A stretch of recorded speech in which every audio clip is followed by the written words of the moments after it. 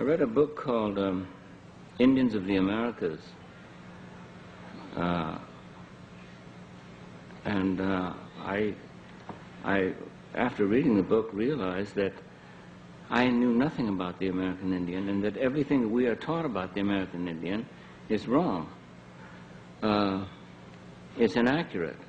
And our school books are hopelessly lacking, perhaps criminally lacking, in revealing what our relationship was with the Indian. When we hear, as we've heard throughout all our lives, no matter how old we are, that we are a country that stands for freedom, for rightness, for justice, for everyone, it simply doesn't apply to those who are not white. It just simply doesn't apply.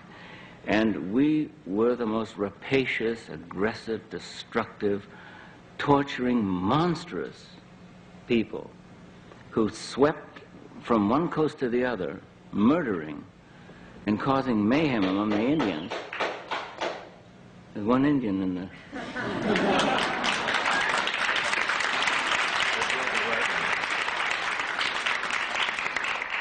But that isn't revealed, because we don't like that image of ourselves. We don't like to see us. We like to see ourselves as perhaps John Wayne sees us. And and also what we've learned about the Indians has been largely taught to us by Hollywood and by motion pictures. They have educated us. So we naturally believe that when the Indians came, that the wagon circled and the Indians rode around and subjected themselves to terrible fire and died at a ratio of 65 to 1. Both barrels of a shotgun would always get 2 Indians. Yeah, and that wasn't the way it was at all.